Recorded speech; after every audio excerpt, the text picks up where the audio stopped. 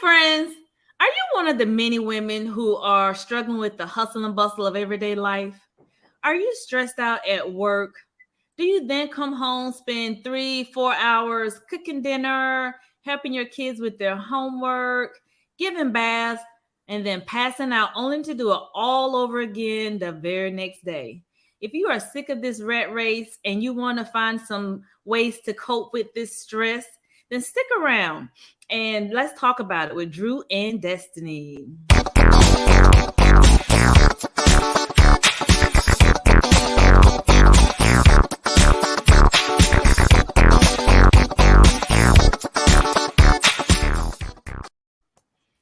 Hi, friends. Welcome back. Today, we are going to be talking about self care and why it is so important to our health. So, did you know that Google reported that the number of searches for self care more than doubled since 2015? I didn't know that, but it doesn't surprise me.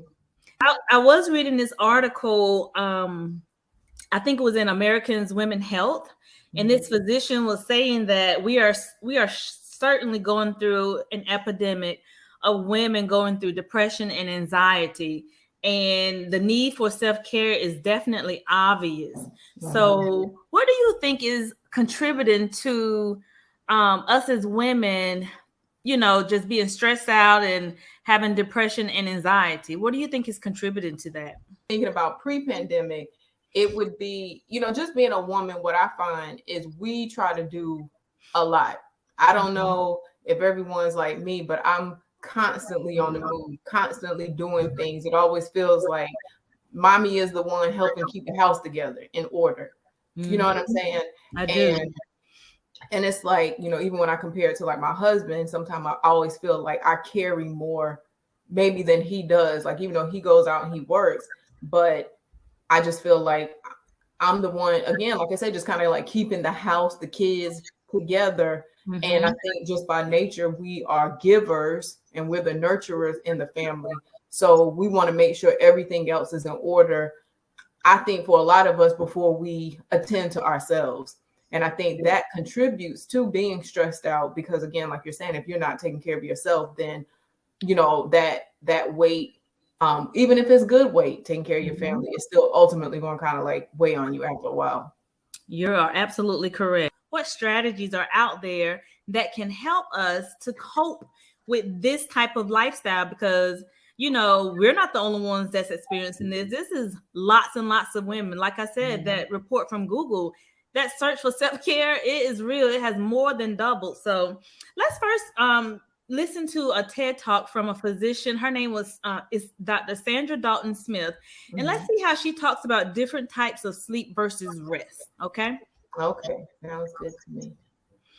Have you ever tried to fix your chronic lack of energy by getting more sleep, only to wake up still feeling exhausted? If that's you, here's the secret. Sleep and rest are not the same thing. We have incorrectly combined the concepts of sleep and rest, and in doing so, we have dumbed down rest to the point it appears ineffective. You see, sleep is only one part of the big picture. It's only one of the 7 types of rest. Many of us are going through life thinking we have rested because we have slept, but in reality, we are missing out on the other types of rest that we need. The result is a culture of high-achieving, high-producing, chronically tired, burned-out individuals. Many of us are suffering from a rest deficit because we do not understand the power of rest. Rest is the most underused, chemical-free, safe, and effective alternative therapy available to us. Every activity you do requires energy, and most of that energy is not merely physical. Wow, that is powerful. So, I've always thought about rest as going to lie down on my bed and go to sleep. But according to her, there are several different types of rest. So, Destiny, what do you think about what she just said? sleep and rest. And when she initially said it, I was thinking like, okay, well, I could see resting might be sitting down, just reading a book, and that how that could be a state of rest for your body. And the other thing that came to my mind, actually, based on what she said, it's even biblical. God rested on the seventh day and then ordained even for the children of Israel, like on the seventh day, you need to rest your body. That's right. So even based on what she said, it just made me think like that aligns with what was ultimately ordained for all of us, the importance of rest. And he didn't say sleep. He Right. said Rest. Right. And you know what? You hit the nail right on the head, because that's exactly what she means. You know, you cannot equate rest with sleep. They're not the same things. And that segues into the different strategies that we can use to help us practice self-care, to take care of ourselves. It's not just a physical thing, you know, and self-care can be broken up into several different categories. So, you know, in her little snippet, she had emotional, she had physical, she had mental, different types of rest. All of those were rest, but they weren't all necessarily doing physical things. So let's look at some different ways that we can still rest our bodies, but not physically sleeping. Okay. All right. The first one is emotional self-care, which is a type of rest. So this is a form of self-care that one can do. And what I want us all to remember is that self-care is different for everybody. You have to find what works for you. So Destiny, in this list, are there any things that you are already doing to practice self-care in this category? And if not, is there something here that strikes out at you that you would like to begin doing for emotional self-care? so I wish I had a pet that I could spend time with, but you know, Aaron Harris said, Right. So, but it's funny, a couple things stick out for me. I do journal, not as frequently as I would like to, but I do. And I don't just journal for myself, but I write journals for Your Naomi. girls. I remember you told me that. Yeah. So actually on Sunday, I just was like, let me write something for Naomi. And I really enjoy that time because it is a time where I'm able to kind of detach from everything that's going on around me and just get in tune with what's going on inside my thoughts and my emotions. So spiritual. This is a really good one. So I can tell you how spiritual self-care helps me out a lot. So I make sure it is my business every single day that I read my Bible. I want that close relationship with God. I want that personal relationship with Him. I pray every day. So when I do that, in order for me to stick with a routine, what has worked for me, because I've done read the Bible for a whole year. I've done that a couple of times. I've read the Bible for, you know, the entire Bible. So now what works for me is I like to use my phone and go into my Bible app and read the verse of the day. And I don't just read the verse of the day. I'll read the verse of the day, and then I'll open up the full chapter that verse came from, and I read the whole chapter. So, and that works for me. And that is me, you know, continuing that relationship with God. So He can lead me, guide me, and direct me in the right ways. And then also I pass that on to my kids because, you know, Simone, she does the same thing too. Now, that's wonderful. The boy, I'm still working on the boy. I ain't gonna lie. I'm working on the boy. So for me, physical is just working out. I know people probably think I'm crazy, but Destiny, I'm telling you, I've gotten so disciplined that if I don't work out, I don't feel good.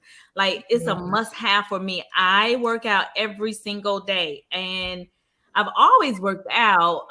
But it's just like 2 years before I turned 40, I made a promise to myself. I said, I am going to get my life together. I am not going to be 40 and not feeling my best self and look at my best self and loving the way that I fit in all of my clothes. So 2 years before I turned 40, I got into the best shape of my life, and it's just continue on. And I think the fact of like the progress that I made, that's what keeps me going. That's what my discipline is. That's my motivation. So if I don't work out, then something's wrong. What other things have you been doing physically to just keep you grounded and keep you stress free? That's the one I really have to work on. I feel like I'm constantly moving and shaking during the day. Sometimes I use that as an excuse for not exercising. Yeah. I'm like, you've been exercising all day. Like you said, you've been on your feet all day. You've been picking up toddlers all day. Right. That's your exercise. You done did weights. You done did squats. You done did all that in the course of a day. Right. But anywho, so but I am trying to eat better. I had actually started on January 1st, and I was like, okay, I'm gonna see how long I can go without eating meat. Hoping like increase my fruits, vegetables. So did you say you started January the 1st? Okay, it's just January the 10th. So I hope you got some good news. Well, what had happened was in 10 days. Tell the people what happened, girl. Well, what had happened was, look, no, I did good. And see, I don't have to eat meat. Like even today, we had some soup and it had chicken in it, and I was picking out the chicken. Last night, same thing. I had some chicken soup, and was picking out the chicken. I didn't eat it. I don't have to eat meat. But what happened was, I think that Thursday, like 3, 4, 5, about the 4th, 5th day in anyway, and I just wanted some fish. Mental self-care. What do you do to help you in this category of self-care? Oh Lord, let me see. Definitely not keep a Google Doc of all my ideas. Google me to stay out of my ideas. That's what I'm saying right about now. But anyway, definitely deleting them old emails I don't need. Now I will say, You do that? Yeah, I try to.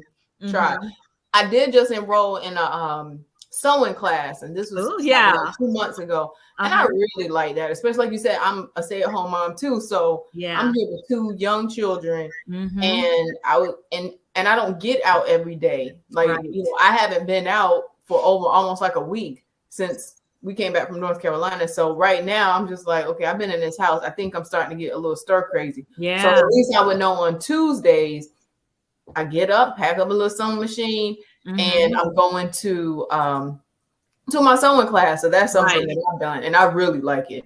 Oh, good. There were a couple of the items off that list that actually resonated with me. One said something about play a game. So there is this, and you know this game because I introduced you to this game. I'm still playing it every single day. I think we have one last category. It's the social. So with the social, it's so many things. Social media, I had to let that go for a while. I had to literally stop logging into Facebook. I think 2016 or 17, I stopped even going on Facebook. It just became to be too much. And it was a time sucker for me. Girl, so no, none of the whole social media anymore. I stopped that. And with the pandemic, you can't necessarily gather with people too much. But I do like hosting parties. You know this. I like to host parties. I like to host game nights and stuff like that. And so do you. I do. So those are at the top, and those are good. We do them every now and then, not too often. But I think even some of the other normal things that work for me is just getting a pedicure and a manicure on a regular basis, every 2 to 3 weeks. That works for me. Getting a massage or a facial every 3 months or something like that. That works for me. Doing those little things that I can look forward to, just getting my hair done, those things, they just make me feel so much better, so those are the small things that I do for me on a regular that just kind of helps keep my stressors down, Right. And I think everyone is different, because I remember you saying how you're a little bit more on the introvert side. You you can be by yourself and be okay. And love it. In the house. And on the other side, I'm more of an extrovert. So I'm energized and I feel good when I'm in social circles. So definitely connecting with friends, whether like you're saying it's in person or with a phone call. And I think that's why I try to stay connected with the people in my life, whether it's Right. through text, phone call, things like that. Mm-hmm. So yeah, and I think people got to be really careful about social media too. Just piggybacking on what you were saying, because I know I was just hearing something on TV. Just it can have an adverse effect. Absolutely. So it may Absolutely. not be good for your social self-care. It could actually have negative effects on it. So I people totally just agree with have that. to be careful how much they consume and pour themselves into social media, and then really dig deep in as to why, why am I posting this? Why am I saying this? Why do I feel this way when I look at someone's picture? But that's a whole nother conversation. That's a whole nother segment for a whole different day, because you're onto something. That's a whole message right there. We need to talk about that one too. Yep, we're going to talk about it. So basically, self-care is, because like I said earlier, self-care is not the same for every person. The things that you do, Destiny, to help keep your stress level and anxiety level down is going to be different for me, So basically, self-care is anything that you do for yourself that feels nourishing. If you like it and it helps you, then that's what you do. That's what you do. That's what you do. That's your business. Stop it. So Destiny, why do you think all of these different strategies that we just shared with our friends, why do you think they're important for our health? I think because they address the whole person. We are social creatures, physical creatures, mental, spiritual. It might have been another one, but I don't forgot. So, but I feel like it addresses the whole person, and and all those parts of who we are very important. So it's important for us to be intentional about caring for each of those parts of ourselves. Right. I totally agree with you 100%. So if we can just find a few things, and you can start small if you have not, began practicing self-care, because it's okay for you to take care of yourself, because if you don't first take care of yourself, you cannot take care of anyone else. If you have little ones running around, or even big ones like the hubby, if you got a big one running around, because we have to take care of them too. Your spouse, not necessarily your husband. Like if you have a spouse and little ones running around, you have to be well enough so that you can take care of them. And until you take care of you first, you're not going to be able to do that successfully. Right. So, and I also believe that, just practicing self-care as a lifestyle, it's going to just help reduce depression. It's going to help reduce anxiety. You're just going to be a happier person, Right. So we got to do what's best for our health. And ladies, not only these different strategies we just shared, but you have to make your annual doctor visits. Go see your OBGYN or your GYN. Go and make sure you have your breast examined every year. Like there are so many things that we have to do to make sure that we are taking care of ourselves, and screenings have to happen every year. Go get your teeth clean. They need to be cleaned twice a year. I go 3 times a year. Drew. I do, but you at least need to go twice a year. So you paying for that third one, because I know your insurance only takes care of 2. I have to pay for the third one, but it's because of the way my mouth is set up. I have a whole situation.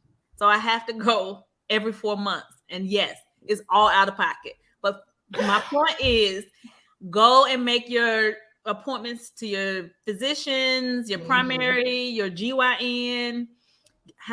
Ladies, make sure you get your breast examined. And women, when you turn 45, you have to have a colonoscopy. Go get it.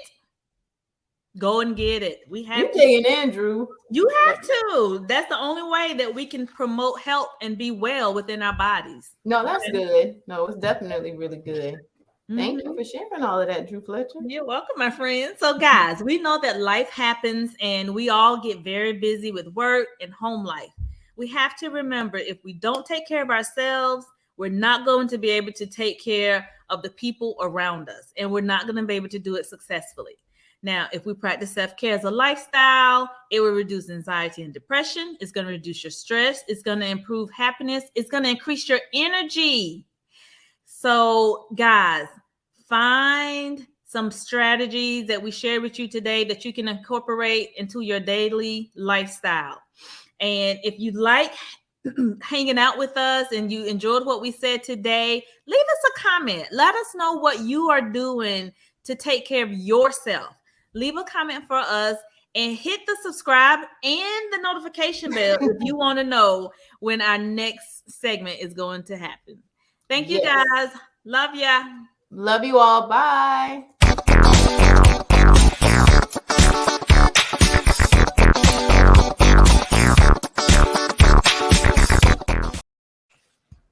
Okay, friend, what you think?